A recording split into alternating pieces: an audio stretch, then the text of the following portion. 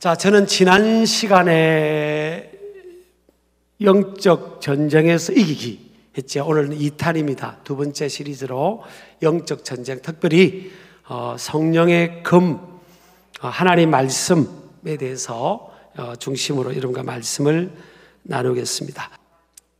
하나님의 전신갑주가 보면 6가지죠. 구원의 투구, 또 믿음의 방패, 오른손에는 오늘 성령의 검인 하나님 말씀, 진리의 허리띠, 가슴엔 의의 흉배, 평안의 복음에 준비한 신발, 이렇게 6가지예요. 오늘 강조하는 것은요, 이 6가지 중에서 크게 보면 2가지로 나눠집니다. 하나는 수비적인 것, 하나는 공격적인 부분이에요. 디펜스, 오펜스입니다. 근데 오늘 6가지 중에서 공격적인 부분은 성령의 검입니다. 다른 것들은 다 디펜스예요. 근데 유일하게 공격적인 부분이 바로 이 성령의 검, 하나님의 말씀을 가져야 된다. 근데 왜 유일하게 하나님께서 사단 마귀를 이기는 그런 공격적인 무기로 성령의 검인 하나님 말씀을 말씀했을까? 그것은 하나님 말씀이면 충분하다는 거예요. 그 무기면 충분히 사단 마귀를 이길 수 있다, 그런 거죠. 그래서 마귀를 물리치는 유일한 무기가 뭐라고요? 따라합시다. 하나님의 말씀이다. 마귀를 물리치는 그 승리는 하나님의 말씀의 선포를 통해서 충분히 이길 수 있다는 겁니다. 그 예가 마태복음 4장에 보면 예수님께서 3번 유혹을 받잖아요. 한 번은 돌로 떡을 만들어 먹어라. 한 번은 저 높은 곳에서 뛰어내려서 네가 하나님의 아들인 것을 증명해보라. 3번째는 뭐예요? 마귀한테 절을 하면 내가 천하 만국의 영광을 나한테 주겠다. 그거 아닙니까? 이걸 깊이 우리가 오늘 심층적으로 그 유혹의 의미를 시간 제한 때문에 다루지는 않겠습니다. 그 3번 다 공통점은 뭐예요? 예수님께서 신명기 8장 3절, 신명기 6장 16절, 신명기 6장 16절 13절을 통해서요, 다 하나님 말씀을 가지고 사단 마귀를 말씀을 인용해서 선포해서 물리쳐 버리는 겁니다. 그러니까 저와 여러분도요, 사단 마귀를 물리치려면 하나님의 말씀으로 무장이 되어 있어야 돼요. 그 말씀의 총알이 어떤 상황에서 탁 나오면 그 말씀으로 마귀를 대적하고 마귀의 유혹과 미혹에 우리가 빠지지 않을 수 있다는 거죠. 그래서 하나님 말씀이 굉장히 중요한데, 따라합시다. 하나님 말씀은 능력이다. 그 다음에 하나님 말씀은 약속이다. 하나님 말씀 안에는 하나님의 생명과 능력이 담겨 있다. 이 생명, 모든 성경은 하나님의 감동으로 된 것으로 교훈과 책망과 바르게 함과 어로 교육하게 유익하다. 하나님의 감동, 누구의 감동이에요? 하나님의 영의 감동입니다. 이 말씀은요, 그냥 일반적인 책 중에 one of the books가 아닙니다.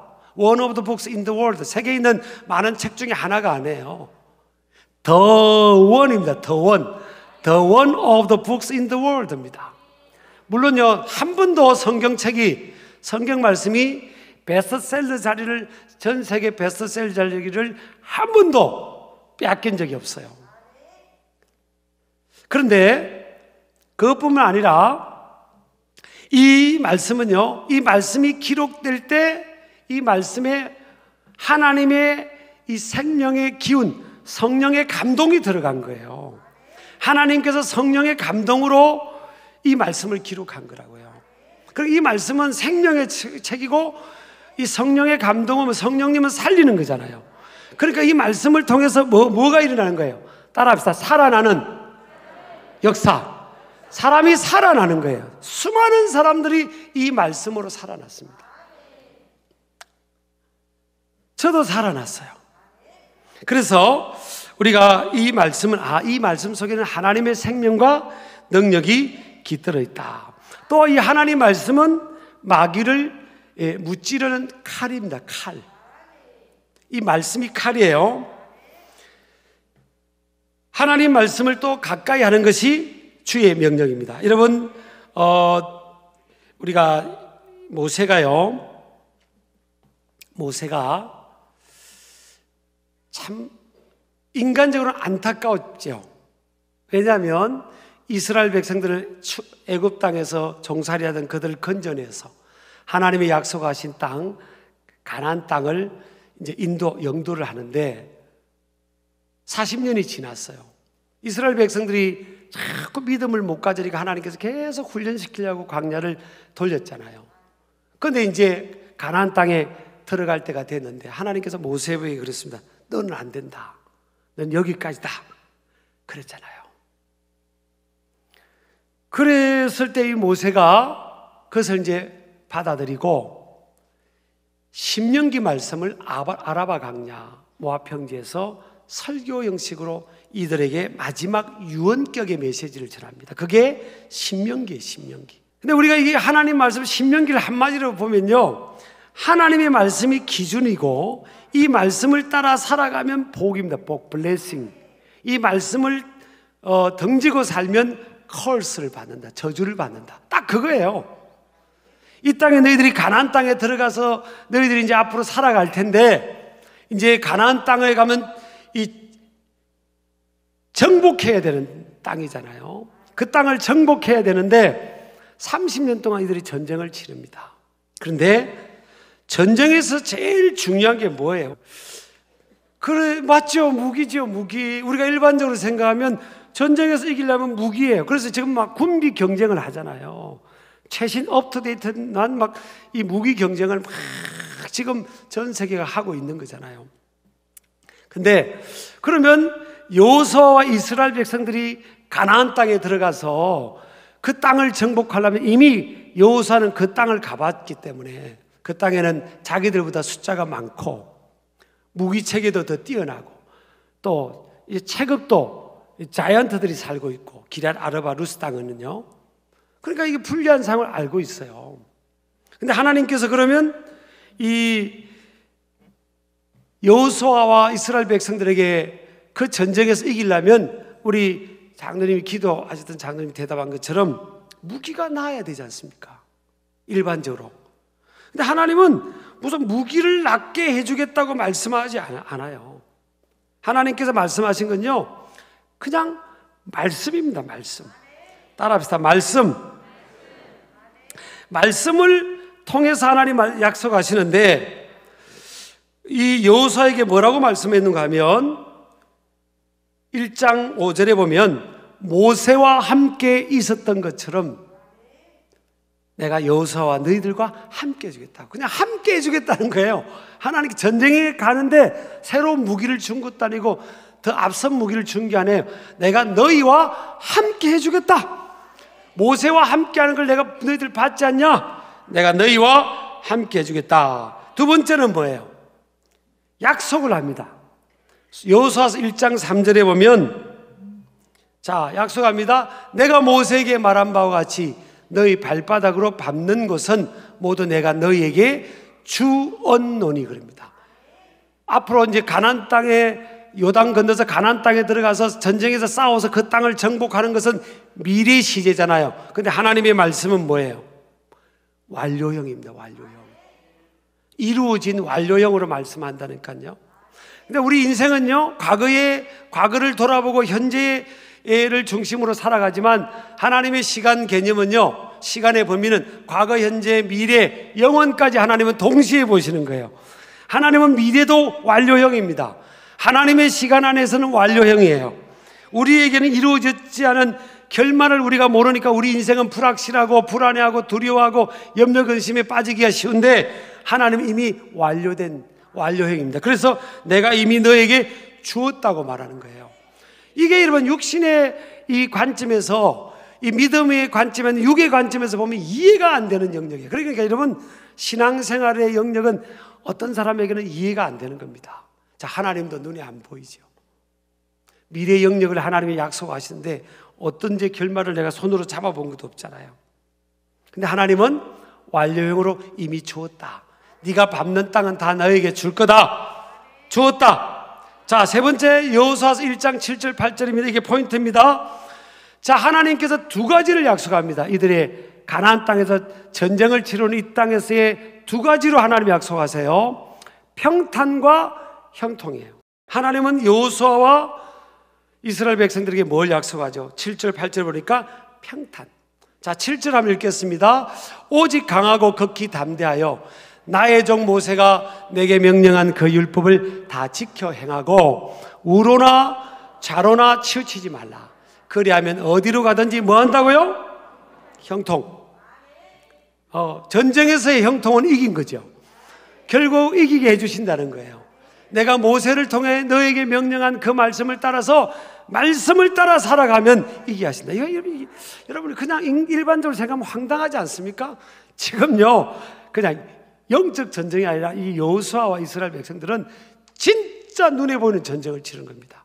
막 칼을 찌르고 창으로 찔려야 되고 칼을 써야 되는 적을 이기지 않으면 다 죽는 상황, 다 뺏기는 상황이에요. 이 전쟁터에 가는데 하나님께서 지금 뭘 말씀하세요? 어디로 가든지 네가 형통할 거야. 뭐 하면요?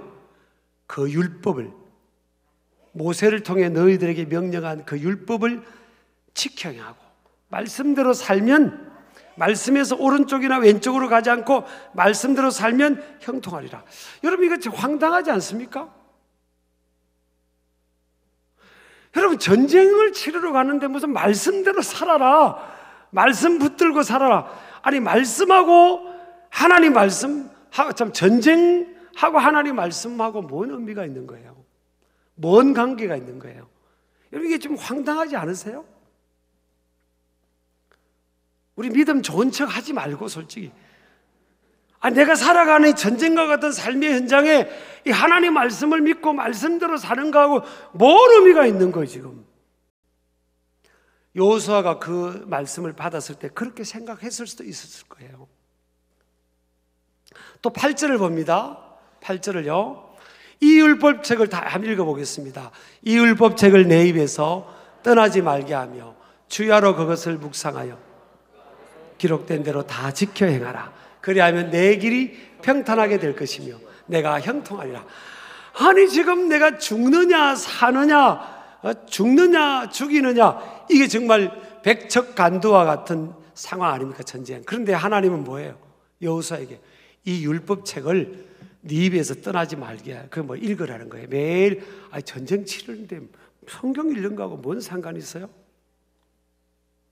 성경을 읽으라는 겁니다. 내 율법책을 네 입에서 떠나지 말게 하라. 그리고 주야로 낮과 밤으로 말씀을 이걸 묵상해라. 매일 읽고 묵상해라. 그리고 그 말씀대로 기록된 대로 지켜 행하라. 그러면 너의 길이 평탄하게 된다. 네가 형통하다. 여러분 이걸요, 이게 맞는 말이에요? 아니 좀 우리가 마스크를 썼으니 지금 뭐 맞다는 건지 안 건지 반응을, 입 모양을 못 봐서 지금 제 눈 모양을 보고 봐야 되겠습니다.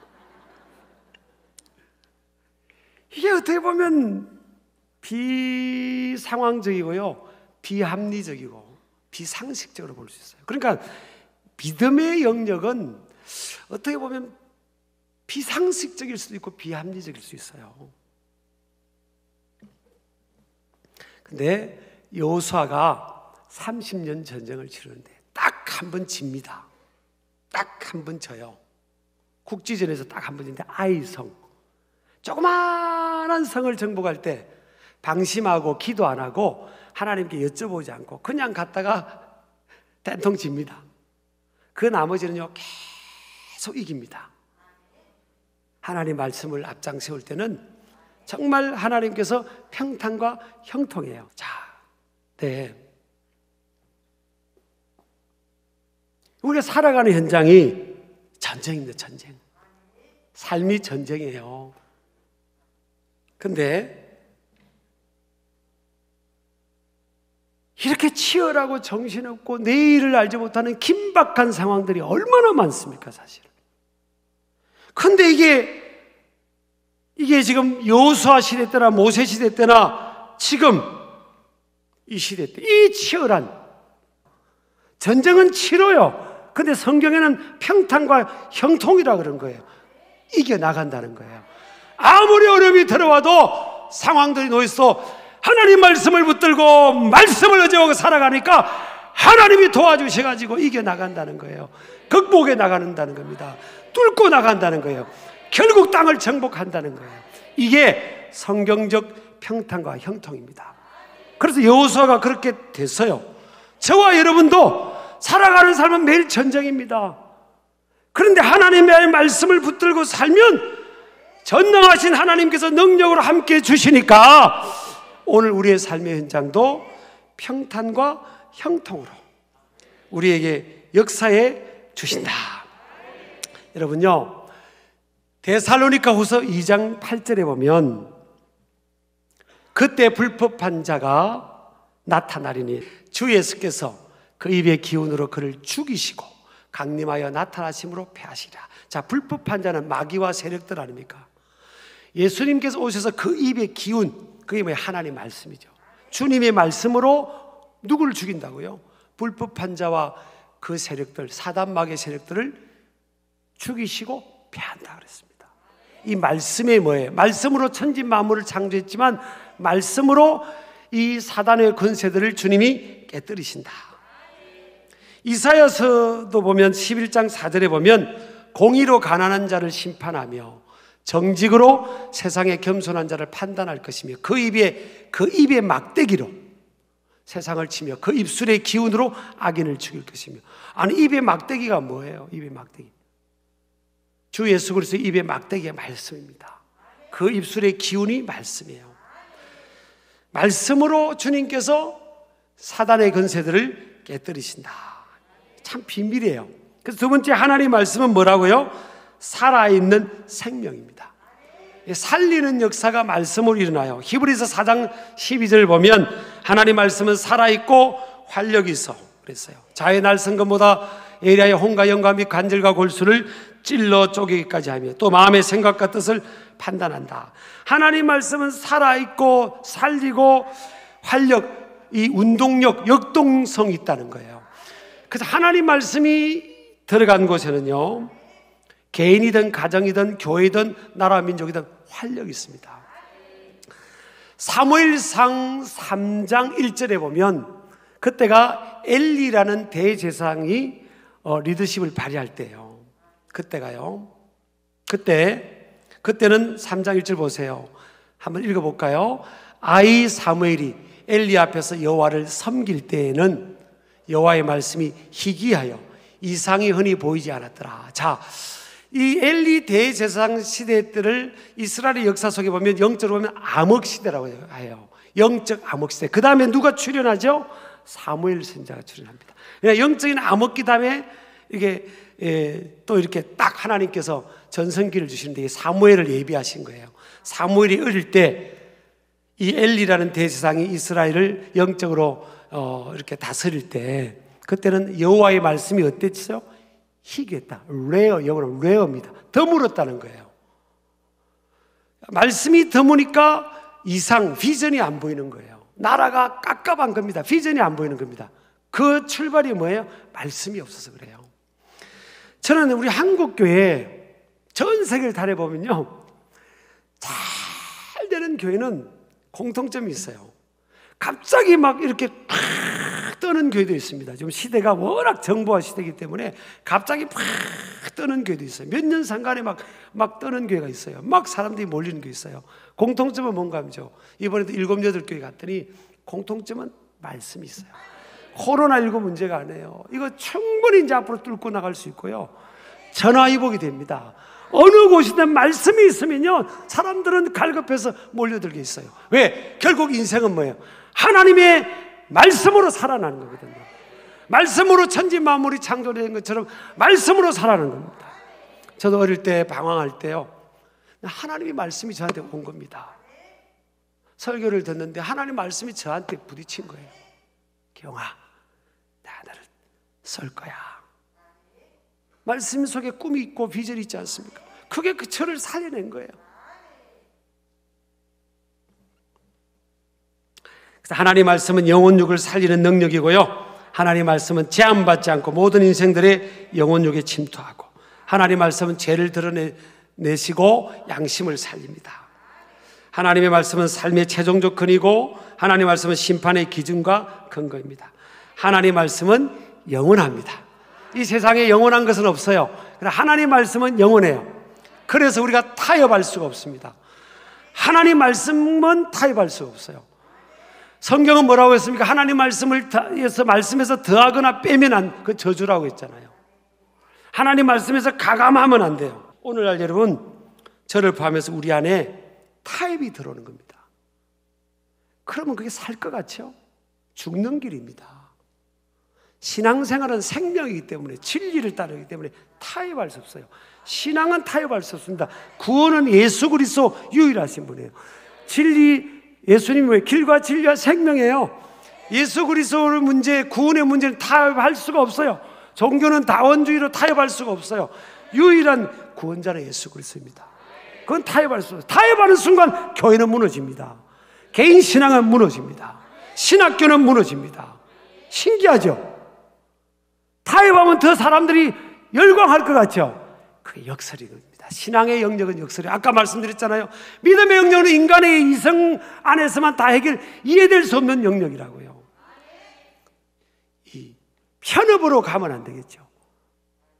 그래서 우리가 11월 이 중성 우리 추수감사할 때도 우리 또 재래시장 골목 상권 살리기 우리 가려고 그럽니다. 이제 좀 모이는 게 좀 열려졌으니까. 그렇죠. 세상을 향해서 우리가 사랑을 했는데 다 열어줘. 마음을 더 열어야 되고요. 함께 필요하면 좋은 일은 연대도 해야 되지만, 그러나 신앙, 유일하신 하나님, 유일하신 예수, 그분을 우리의 구원자, 타협할 수 없어요. 말씀이 있는 것은 우리가 타협할 수 없습니다. 여러분, 주일 성수 타협할 수 없어요. 온전한 11제 성행할 우리의 영원한 주 되신 분, 그분은 우리의 삶의 주가 되고 만왕의 왕이신 것 타협할 수가 없어요. 그러면 목에 칼이 들어도 타협할 수 없어요. 그렇죠? 그래서 여러분, 정말 여러분, 신앙은 철저하게 하나님 말씀 중심으로 살아가야 될 줄을 믿습니다. 큰 세 번째는요, 하나님의 말씀은 인생을 빛과 진리 가운데로 인도하는 등불입니다. 시편 기자들이 고백했죠. 주의 말씀은 내 발의 등이요 내 길의 빛입니다. 자, 말씀이 빛이니까, 등불이니까 말씀에서 가까워지면 빛 가운데로 사는 거예요. 빛 가운데 있으면 어디에 구덩이가 있고 어디에 덫이 있는지를 다 보이죠. 말씀을 벗어나 살면 뭐예요? 말씀과 멀리 살면 어둠입니다. 어둠과 가까워져요. 그러다가 빠지고 넘어지고 실족하는 거예요. 단순한 겁니다. 우리가 어려울 때일수록 뭐예요? 단순하게 접근해야 됩니다. 하나님의 말씀 앞으로 다가가야 됩니다. 야, 내가 바쁘다고 말씀을 많이 못 읽었구나. 말씀을 듣는 예배 시간을 소홀했구나. 그래, 내가 매일 말씀 읽어야지. 주야로 말씀을 묵상해야지. 그러면서 말씀 앞으로 나오는 저와 여러분들 되기를 주의 이름으로 축복합니다. 축복합니다. 자, 시편 119편 10절 보면 내가 전심으로 주를 찾아 싸우니 주의 계명에서 떠나지 말게 하소서. 그렇잖아요. 자, 네 번째입니다. 하나님의 말씀은요, 죄를 이기게 하며 삶의 변화를 가져옵니다. 그러면서 시편 119편 9절에 보니까 청년이 무엇으로 그 행실을 깨끗하게 하리까? 주의 말씀만 지킬 따릅니다. 한마디로 말하면 뭐예요? 인생이 절제하는 삶, 죄짓지 않는 삶은 말씀의 능력이 아니고는 안 된다는 거예요. 이게 율법을 가르치는 게 아니에요. 구원은 예수 그리스도를 믿음으로 말미암아 받는데, 우리의 삶의 현장에서 영적 싸움에서 이기는 것이 하나님의 말씀을 다 앞장세우고 나가는 거예요. 그 승길 우리 가족들, 우리 방송 듣는 우리 모든 분들이요, 하나님 백성들이 하나님 말씀을 철저하게 앞장세우고 말씀 위에 다 굳게 서서, 세상은 어떻게 변화된다 할지라도 저와 여러분은 말씀에 굳게 서서 말씀 중심으로 승리하기를 주의 이름으로 축복합니다.